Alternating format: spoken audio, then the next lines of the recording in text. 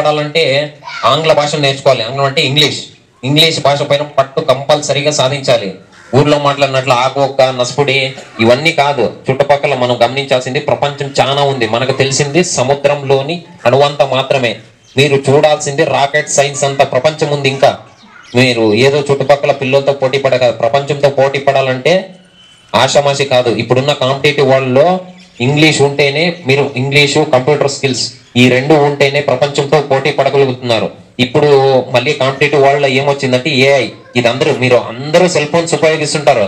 పనికిరాని నేను చూసినాను చాలా మంది పబ్జి ఫ్రీ ఫైర్ పనికిరాని వీడియోలు అన్ని చూడడం కాదు.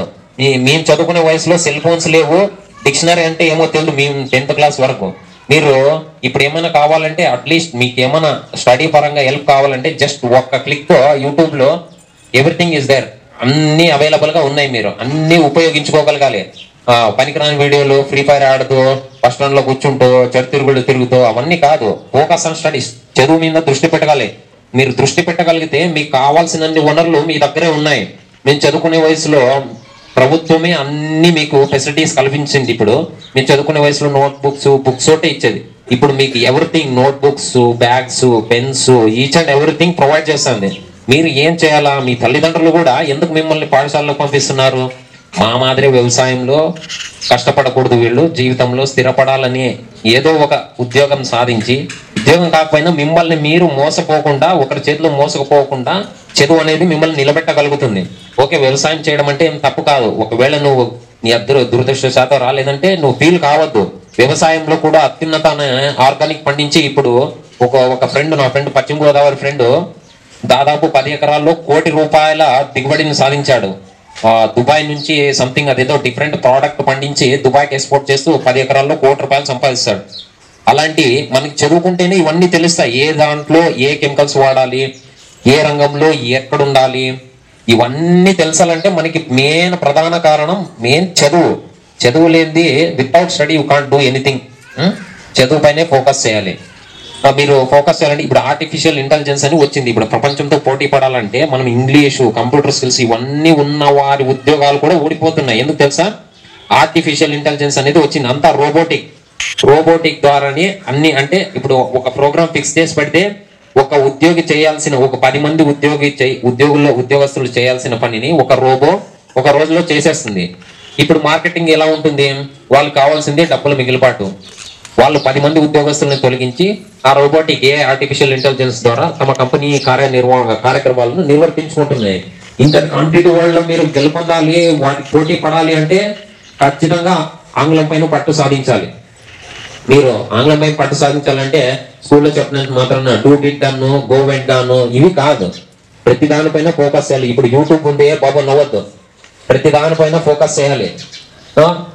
స్కూల్లో యాక్టివ్ వాయిస్ ప్యాసివ్ వాయిస్ ఇవన్నీ వదిలేయాల. మీరు ఖచ్చితంగా మీ ఫ్రెండ్స్ తోన మీరు ఆలోచించే విధానం కూడా ఇంగ్లీష్ లోనే ఉండాలా. ఇప్పుడు నేను అంగడికి వెళ్ళాలా, I want to go to shop అనే దాన్ని కూడా థాట్ను కూడా మీరు ఇంగ్లీష్ లో అనుకోగలగాల. అప్పుడే మీకు ఇంగ్లీష్ అనేది ఈజీగా కన్వర్సేషన్ అవుతుంది. ఇప్పుడు తెలుగులో మనం ఎంత ఈజీగా మాట్లాడుతున్నాం, ఎందుకంటే మనం పుట్టినప్పటి నుంచి మన స్థానిక భాష అమ్మ భాష కాబట్టి మనం ఈజీగా మాట్లాడగలుగుతున్నాము. మీరు కూడా ఈజీగా ఇంగ్లీష్ మాట్లాడాలంటే చిన్నప్పటి నుంచి అలవర్చిపోయాల. నాకు ఇంగ్లీష్ వచ్చేసి పీజీ దాకా నాకు ఇంగ్లీష్ రాదు. పీజీ వరకు ఇంగ్లీష్ మాట్లాడటం రాదు. తర్వాత ఆ కాంపిటేటివ్ వాళ్ళు జాబ్కి వెళ్ళినప్పుడు చూసి అక్కడ వేరే వాళ్ళు మాట్లాడటం చూసి మనం కూడా నేర్చుకోవాలనే ఉద్దేశంతో అప్పుడు నేర్చుకున్నాను. మీరు కూడా ఇంగ్లీష్ అంటే ఏం పెద్ద ఒక రాకెట్ సైన్స్ అదేం ఇంత లాంగ్వేజ్ అదేం కాదు. జస్ట్ నేర్చుకోవాలా, ఫ్రెండ్స్ తో మాట్లాడుతుండాలా. మీరు ఏం మాట్లాడతావు, what is your name, how are you, ఇవే సెంటెన్స్లు కోకొల్లులు ఉన్నాయి. అవన్నిటి మీద ఫోకస్ చేయాలా, గ్రామర్ మీద ఫోకస్ చేయాలా. తెలుగు భాష అంటే మీరు మామూలుగా మాట్లాడేదే కాదు. తెలుగు భాషలో కూడా చాలా ఉన్నాయి. వ్యాకరణం తెలుగు వ్యాకరణం ఎంత ఉందో తెలుసా? ఛందస్సు, అలంకారాలు, విభక్తులు, జాతీయాలు, సొంత వాక్యాలు, విభక్తులు ఇవన్నిటి మీద ఫోకస్ చేయాలి మీరు. తెలుగు భాష కూడా ఆషామాషి కాదు. ఇంగ్లీష్ కన్నా కష్టమైన భాష తెలుగు నాకు తెలిసి. ఎందుకంటే తెలుగులో ఉన్న వత్తులు ఏ భాషలో లేవు. ఇంగ్లీష్ వాళ్ళే మన దేశానికి వచ్చి తెలుగు కన్నడ భాషలను అలా ఓకగా నేర్చుకుంటున్నారు. అలాంటిది మనం ఎందుకు నేర్చుకోలేకపోతున్నాము ఇంగ్లీష్ ని? జస్ట్ 26 అక్షరాలు ఉన్న ఆంగ్లాన్ని నేర్చుకోవడానికి అంత కష్టపడుతున్నాము. 56 అక్షరాలు ఉన్న తెలుగు భాషని అవలీలుగా పట్టేస్తున్నారు వాళ్ళు. మన భాషలో ఒత్తులు కూడా ఉన్నాయి, ఒత్తులు కూడా ఉన్నాయి. వాళ్ళ భాషలో ఏం లేవు, జస్ట్ గ్రామర్ 26 అక్షరాలతో కూడిన భాష. నేర్చుకోలేమా మనము? నేర్చుకోలేమా? నేర్చుకోవాలి. నేర్చుకుంటేనే మన భవిష్యత్తు బాగుంటుంది. ఇంగ్లీష్ అలాగే స్థానిక భాషలను కూడా ఇప్పుడు తెలుగు, కన్నడ వచ్చు, ఇప్పుడు హిందీ కూడా నేర్చుకోవాలి. హిందీ మన జాతీయ భాష, హిందీ కూడా నేర్చుకోవాలి. భాషల పైన పట్టు సాధించగలగాలి. ప్రపంచాన్ని ఏలాలంటే నువ్వు తెలుగు, కన్నడ, లోకల్ లాంగ్వేజ్ తోనే కాదు, అంతర్జాతీయ జాతీయ భాషలతోనూ కూడా నువ్వు రాణించగలుగుతావు. ఫోకస్ చేయగలగాలి అన్నిటిపైన. కంప్యూటర్ స్కిల్స్ నేర్చుకోగలగాలి. టైం వేస్ట్ చేయరాదు.